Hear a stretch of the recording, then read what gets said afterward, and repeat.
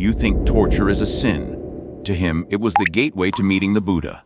In the chilling rains of Dazaifu, as fog veiled the curved roofs of the ancient monastery, there was a room that not even the eldest monks dared to mention by name. It had no windows, no light, only stone walls as thick as a tomb. And within that room, a Zen master believed that absolute suffering was the only path to purifying the human soul. This is not a tale of a madman. This is the story of a man who turned faith into a weapon, religion into an instrument of torture, and a sacred temple into a living hell. The 16th century, an era when Japan was submerged in the darkness of war and chaos. Samurai slaughtered indiscriminately. The populace lived in wretched desperation, and monasteries became the final bastions of morality, where lost souls sought salvation. But at Dazaifu Monastery, one monk had transformed this holy ground into the most terrifying place imaginable. The chamber was called the Silent Room. The name was not for its tranquility, but because whatever transpired within was never allowed to be heard. The screams, the moans, the pleas for mercy, all were swallowed by the dense walls, as if they had never existed, and the man behind it all. His name has been erased from every historical record, as if history itself refused to remember his existence. But what he left behind would haunt humanity forever. 16th century Japan, a bleeding nation. The Sengoku period, or the Age of Warring States, had turned the land of the rising sun into a colossal battlefield. From north to south, the clang of swords echoed without end. Daimyo vied for power, samurai killed for honor, and the common people, they could only pray to survive until the morrow. Amidst this chaotic landscape, temples and monasteries became the last lights in the darkness. They were not merely places of worship, but sanctuaries for wounded souls. Mothers who had lost children to war, farmers whose lands were plundered, fallen samurai seeking redemption, all flocked to the monasteries like injured birds returning to their nests. Dazaifu Monastery, located in Fukuoka Prefecture, was no ordinary temple. Built in the 8th century, it had long been a symbol of purity and enlightenment. Its monks were known for their high virtue, their mastery of the sutras, and their readiness to help those in need of salvation. But one day in the 1580s, a new monk walked through the monastery gates. No one knew where he came from. No one knew his real name. They only knew he had eyes like two black, bottomless pits, a voice that, though soft, was as sharp as a razor's edge, and a bizarre philosophy on how one could attain enlightenment. He believed that humanity was born in sin, and only absolute suffering could burn those sins away. Not spiritual anguish through meditation or chanting, but physical torment, real, brutal, and unbearable. In his diseased mind, this was the one true path for the soul to be purified and meet the Buddha. And so, in the shadows of a windowless room, a sanctuary was turned into a living hell. His name was erased from all historical texts, as if history itself wished to forget the existence of this monster. But the testimonies of surviving monks painted the portrait of a man, or rather, something that was no longer human. He stood about 165 centimeters tall, so gaunt that one could count his ribs through his thin robes. His face was haggard, his cheeks deeply sunken, and his eyes, all who saw them described them as two bottomless black holes. His eyes never blinked, always staring at the person before him, as if he could see into the depths of their soul. His voice was soft but as sharp as a razor. Each word was uttered slowly, clearly, as if he were weighing every syllable. The other monks recounted that even hearing his voice from a distance sent a chill down their spines and made them want to flee. But the most terrifying thing about him was not his appearance or his voice, but the insane philosophy he pursued. He believed that Gautama Buddha was mistaken in teaching the middle way. According to him, man was born in sin, and only absolute agony could incinerate that sin. Not the spiritual pain of meditation, but physical pain, real, brutal, and unbearable. Suffering is the sacred fire, he would often tell the other monks.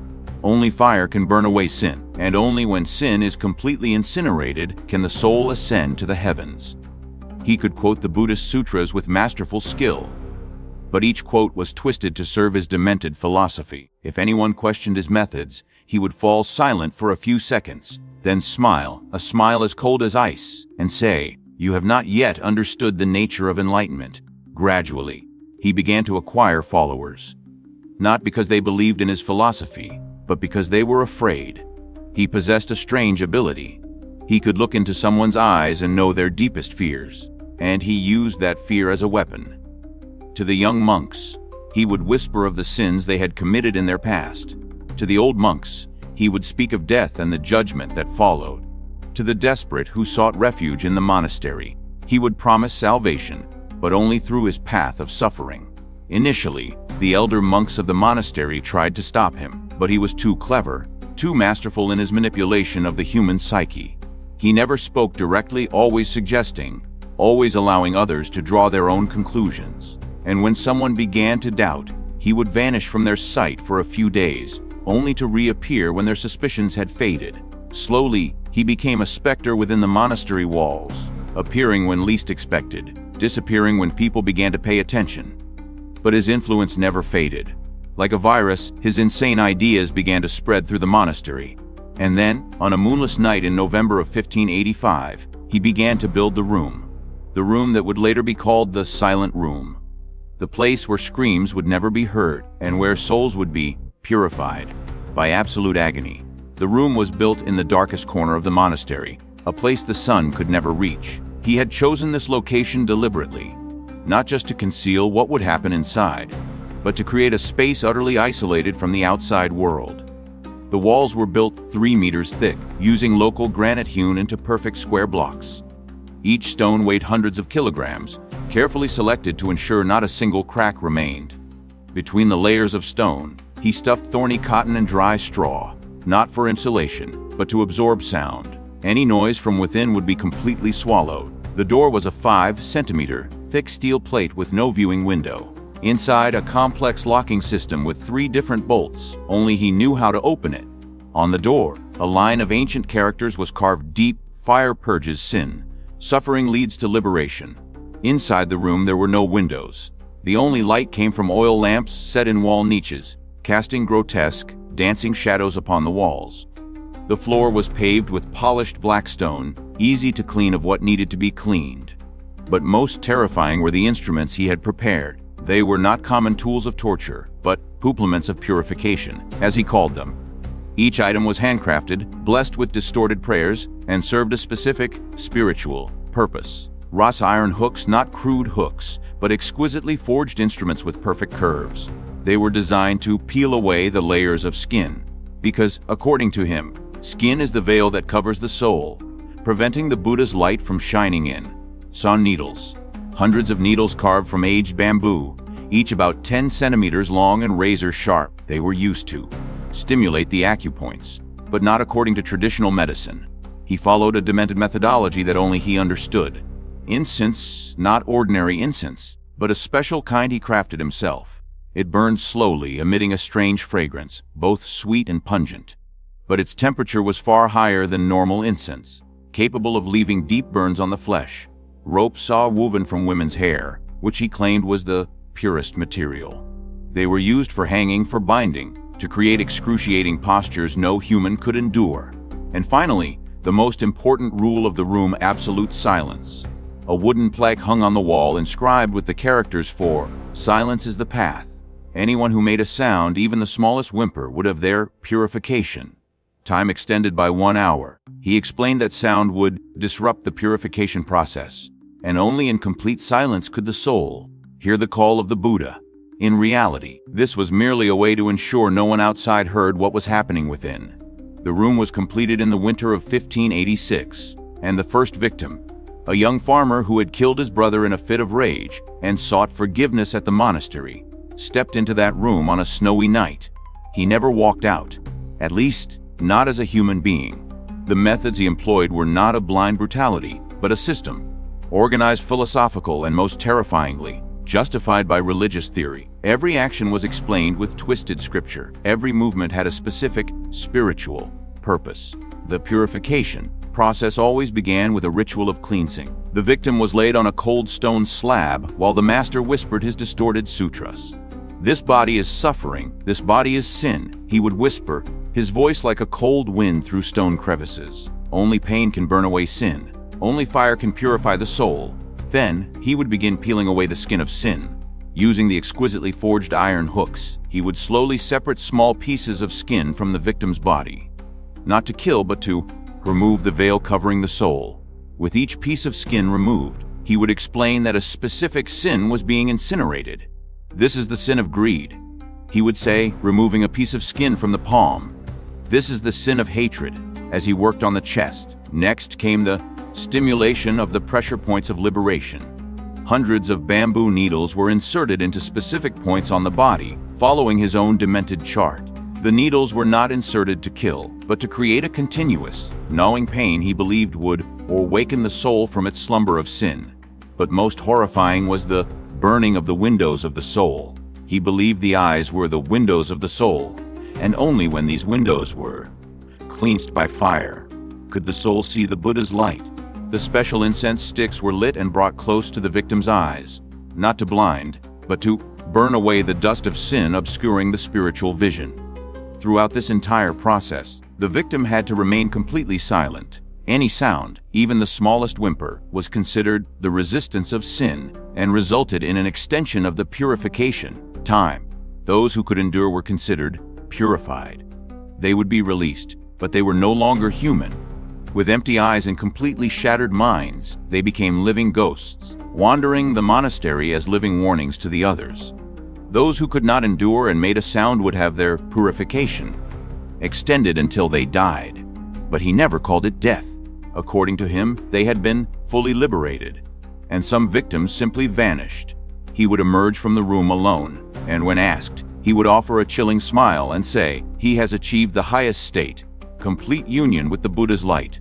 Over the course of 12 years from 1586 to 1598, more than 30 people entered that room, and no one, absolutely no one, emerged with their sanity intact. They came from everywhere, carrying heavy sins and profound desperation.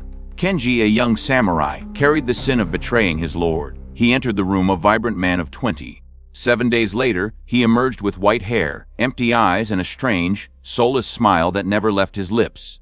He no longer spoke, merely sitting in the monastery courtyard, laughing to himself from dawn till dusk.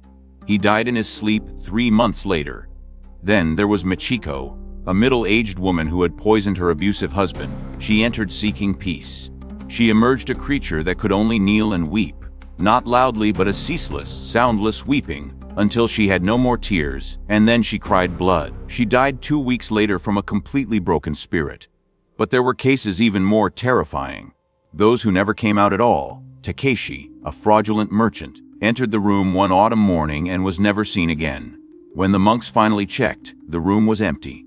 No body, no blood, only the lingering scent of incense and a strange wet stain on the floor. Shaped like the silhouette of a kneeling man, the master claimed he had achieved the highest state. Children were brought to him as well. Yuki, an 8-year-old girl with dichromatic eyes, considered a sign of a curse, was brought by her grandmother. She was in that room for 3 days. When she came out, she no longer cried. In fact, she no longer reacted to anything.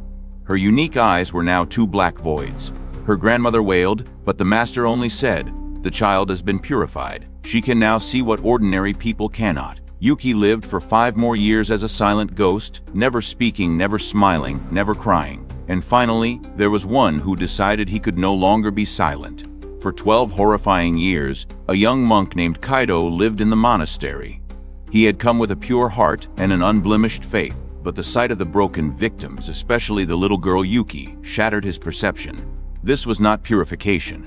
This was annihilation. His horror peaked on a stormy night in 1598. As he passed the silent room, Kaido heard a sound. Not a scream, but a deep rhythmic thud, as if something heavy were beating against the stone wall from within, weakly and desperately. The sound lasted for a few minutes and then stopped, leaving a silence even more frightening. That night, Kaido resolved to act. He knew he needed proof. He slipped into the master's austere quarters and, under a worn tatami mat, found a secret compartment. Inside was a leather-bound journal. It was the diary of a monster.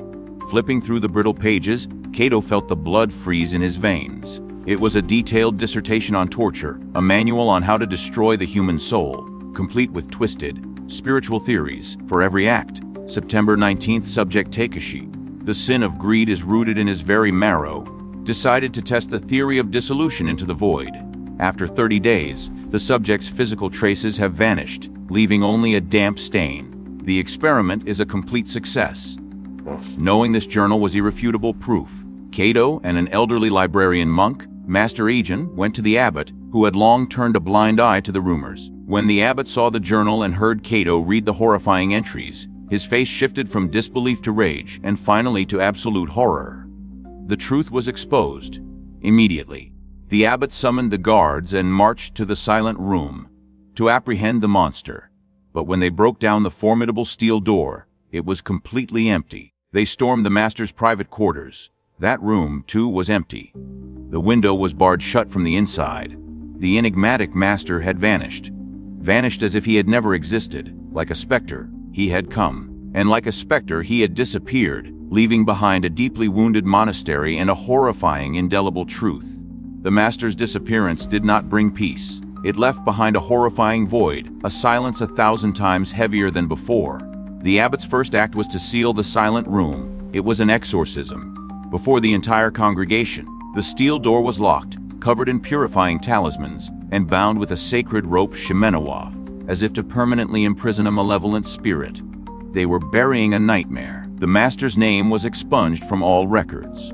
But you cannot erase a memory by burning the pages. The scar remained. The surviving victims were cared for, but some wounds never heal. Yuki lived a few more years, a silent ghost, often seen staring at the sealed wall as if listening to something no one else could hear. Her quiet death was the final, painful reminder of the monster's legacy. The story became a secret legend, a lesson whispered from one generation of monks to the next. It was not told to frighten, but to warn. And what was that lesson? That evil does not always take the form of a demon. Sometimes it wears the robes of a sage, speaks with the voice of a saint, and holds the sacred sutras in its hands. The most dangerous heresy is not one that openly defies faith, but one that hides within faith itself, perverting the noblest doctrines to serve the darkest of purposes. It shows that there is no cruelty more terrifying than that which is committed in the name of a noble ideal. When torture is called purification, when annihilation is called liberation, the line between good and evil is completely erased. The silent room was sealed forever, but such rooms have always existed, in different forms, in every era. They are built from fanaticism, reinforced by fear, and protected by the silence of good people who do not dare to speak out. The story of the 16th century Dazaifu Monastery is over, but its echo remains. It is an eternal warning: be ever wary of those who promise a shortcut to heaven, especially when that path is paved with the suffering of others. For the most terrifying hell is not a realm of fire and brimstone, but a place where cruelty wears the cloak of compassion, and the screams of the victims are drowned out by the sound of prayers.